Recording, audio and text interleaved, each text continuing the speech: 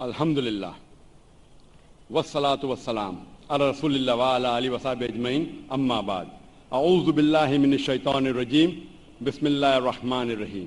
السلام علیکم ورحمۃ اللہ وبرکاتہ۔ اب تاریخ پڑھیں گے تو چند مثالیں ملتی ہیں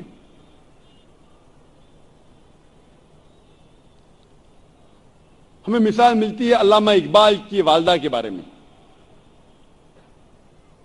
ہم جب کتابیں پڑھتے علامہ اقبال کی زندگی کے بارے میں تو پتہ چلتا ہے کہ علامہ اقبال کے والد ایک ایسا پیشہ کرتے تھے جو ربا سے جڑا تھا،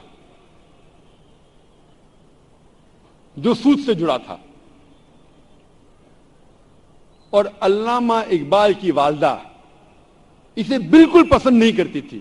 تو جب علامہ اقبال پیدا ہوئے، علامہ اقبال کی والدہ نے اپنے چھاتی کا دودھ، اپنا دودھ اپنے بیٹے کو نہیں پلایا۔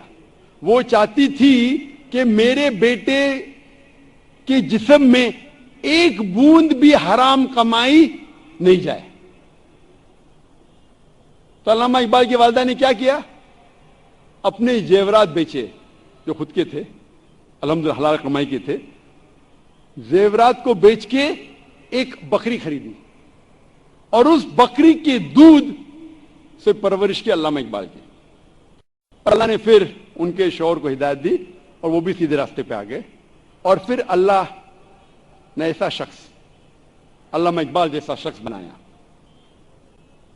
ایسے کئی مثال ہے، اور ایک مثال ہے والدہ کی، شیخ عبد القادر جیلانی کی رحمۃ اللہ علیہ۔ شیخ عبد القادر جیلانی رحمۃ اللہ علیہ الحمدللہ توحید پہ تھے، اور انہوں نے اس شہر ہندوستان میں اسلام کا دین پھیلایا۔ ان کا بڑا ہاتھ ہے، اور وہ توحید پہ تھے، اسلام کا صحیح پیغام گھروں تک پہنچایا۔ اور ان کی والدہ نے شیخ عبد القادر جیلانی رحمۃ اللہ علیہ کو سکھایا تھا کہ بیٹا تو ہمیشہ سچ بولنا، کبھی جھوٹ مت بولنا، چاہے تیرا نقصان ہو چاہے تیری جان جائے۔ ایک وقت جب شیخ عبد القادر جیلانی رحمۃ اللہ علیہ جب ایک سفر کر رہے تھے تو ان کی والدہ نے کچھ اشرفیاں ان کے کپڑے میں سی دی تاکہ وہ گم نہ جائے، تاکہ کوئی انہیں چوری نہ کرے۔ جب وہ سفر پہ نکلتے ہیں تو ایک ڈاکوؤں کا گروہ انہیں پکڑ لیتا ہے، اور جب جانچ پڑتال کرنے کے بعد کچھ پیسہ نہیں ملتا ہے تو وہ ڈاکو کہتے ہیں شیخ عبد القادر جیلانی رحمۃ اللہ علیہ سے کہ تیرے پاس کچھ پیسے نہیں؟ تو اس نے کہا ہاں ہے، میری ماں نے میرے کپڑوں میں سی لی ہے، اور وہ جگہ دکھاتے ہیں۔ وہ ڈاکوؤں نے کہا کہ اگر یہ بچہ ہمیں نہیں بتاتا تو ہمیں کبھی یہ اشرفیاں نہیں ملتے۔ وہ اتنے خوش ہوئے اس بچے کے ایمانداری سے، اور پوچھا کہ تم نے ہمیں سچ کیوں کہا؟ تو اس نے کہا کہ میری ماں نے مجھے سکھایا ہے کہ کبھی جھوٹ نہیں بولنا، چاہے میری جان جائے۔ وہ ڈاکو اتنے خوش ہوئے کہ ان نے ڈاکہ ڈالنا چھوڑ دیا۔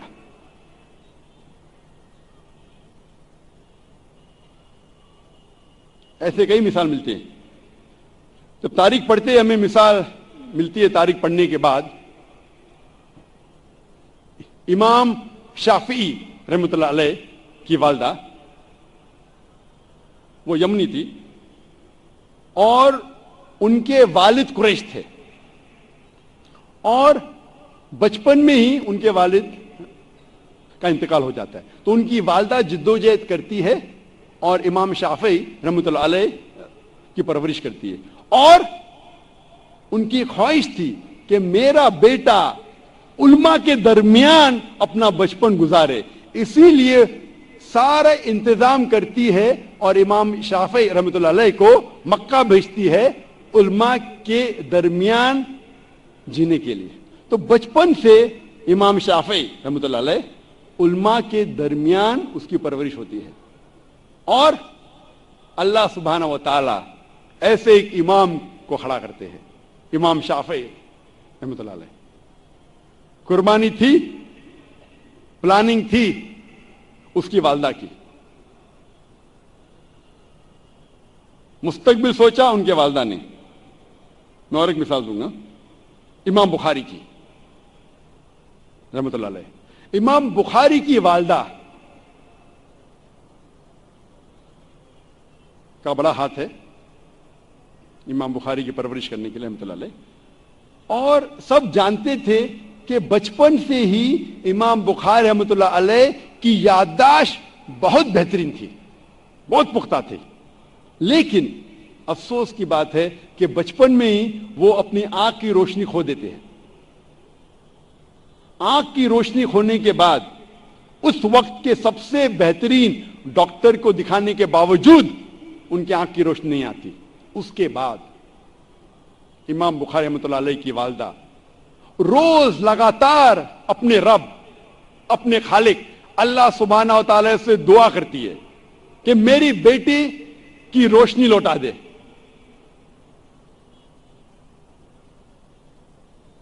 اس کے بعد کئی عرصوں بعد اللہ سبحانہ و تعالی ان کی والدہ کی دعا سنتے اور ان کے والدہ کے خواب میں آتے ہیں حضرت ابراہیم علیہ السلام. اور حضرت ابراہیم علیہ السلام فرماتے کہ تیرے بیٹے کی روشنی لوٹائی دی گئی ہے. اور صبح کو امام بخاری رحمۃ اللہ علیہ وہ پھر سے دیکھ سکتے. تو یہ مثال ہے والدہ کی, کس طریقے سے ان نے اپنے بچوں کی پرورش کی.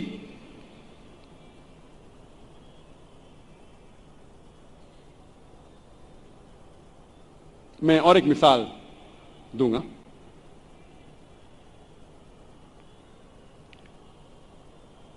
ایک مثال ہے,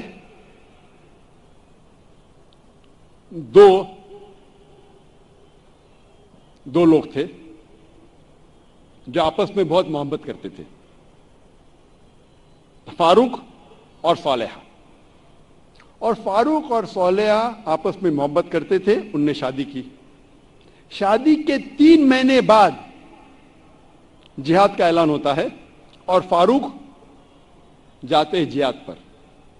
جہاد کے جانے سے پہلے وہ اپنی اہلیہ, اپنی بیوی صالحہ کو 30,000 دینار دیتے ہیں. 30,000 دینار ایک یوکے کے آدمی نے کیلکولیٹ کیا اور کہا کہ وہ ہوتے 2 ملین پاؤنڈ. 2 ملین پاؤنڈ کو میں تبدیل کروں گا روپیے میں, ہو جاتا ہے 15 کروڑ روپیے. وہ دیتے ہیں 30,000 دینار, 2 ملین پاؤنڈ, 15 کروڑ روپیے اپنے اہلیہ کو, اور کہتے ہیں کہ اسے محفوظ رکھو, اسے خرچ مت کرو, میں جہاد کے لیے جا رہا ہوں. اور پھر وہ جہاد کے لیے جاتے ہیں اور کہتے ہیں کہ انشاءاللہ میں 3 مہینے میں واپس لوٹوں گا. ان کے جانے کے چند مہینے بعد ان کی اہلیہ صالحہ کو ایک بیٹا پیدا ہوتا ہے.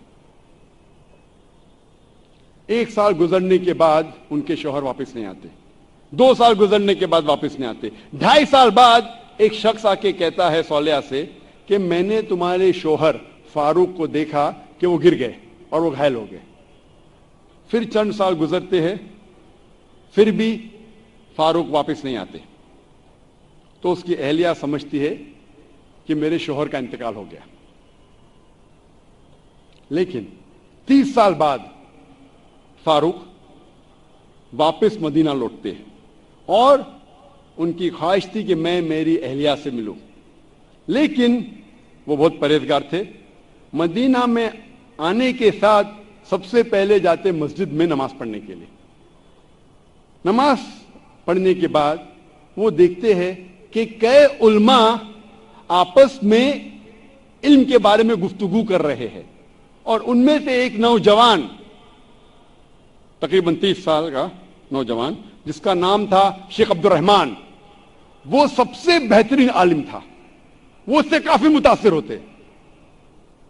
پھر وہ جاتے ہیں اپنے گھر کی طرف. جب گھر میں داخل ہوتے ہیں تو اپنی بیوی صالحہ سے ملتے ہیں.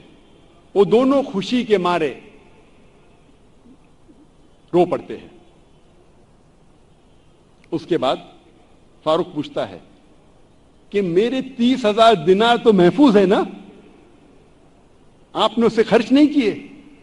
تو اس کی اہلیہ پوچھتی ہے آپ گھر آنے کے پہلے مسجد گئے تھے؟ ہاں بالکل صحیح, میں مسجد گیا تھا. وہاں آپ نے علماء کو دیکھا؟ ہاں میں دیکھا. کیسے؟ بہت خوش. خوشی کی بات ہے کہ اس شہر میں ایسے علماء ہیں. تو اس کی اہلیہ اس سے پوچھتی ہے اگر اللہ آپ کو اس کے جیسا, اور اس کی اہلیہ پوچھتی ہے سب سے بہترین عالم آپ کو کون لگے؟ تو فاروق کہتے سب سے بہترین عالم تھے شیخ عبد الرحمان. تو اس کی اہلیہ پوچھتی ہے کہ اگر اللہ آپ کو شیخ عبد الرحمان جیسا علم دے تو آپ کتنا خرچہ کر سکتے اس علم کے لیے؟ تو فاروق کہتا ہے یہ سارے 30,000 دینار میں خرچ کر سکتا ہوں ایسا علم حاصل کرنے کے لیے. پھر اس کی بیوی پوچھتی ہے کہ اگر آپ کا بیٹا ہو, اسے ایسا عالم بنانے کے لیے آپ کتنا خرچ کریں گے؟ تو فاروق کہتے میں 30,000 دینار سے زیادہ خرچہ کر سکتا ہوں, 15 کروڑ روپے سے زیادہ خرچہ کر سکتا ہوں اپنے بیٹے کو شیخ عبد الرحمان بنانے کے لیے. تو اس کی اہلیہ کہتی ہے آپ کے جانے کے بعد مجھے ایک بیٹا پیدا ہوا اور یہ شیخ عبد الرحمان آپ کا بیٹا ہے, اور آپ کے 30,000 دینار میں نے خرچ کی اس کو عالم بنانے کے لیے. آپ سوچ سکتے اس وقت بیٹے کو عالم بنانے کے لیے والدہ خرچہ کرتی ہے 30,000 دینار, 2 ملین پاؤنڈز, 15 کروڑ روپے. آج کون سا مسلمان اپنے بیٹے کو عالم بنانے کے لیے 15 کروڑ روپیہ خرچہ کرنے کو تیار ہے؟ ہاں ڈاکٹر بنانے کے لیے نو پرابلم, ڈونیشن دیں گے, رشوت دیں گے, 10 لاکھ, 15 لاکھ, 20 لاکھ, 50 لاکھ, 1 کروڑ ڈاکٹر.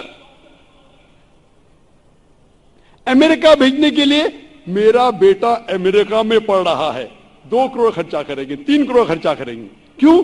بیٹا امریکہ میں پڑھ رہا ہے. سٹیٹس.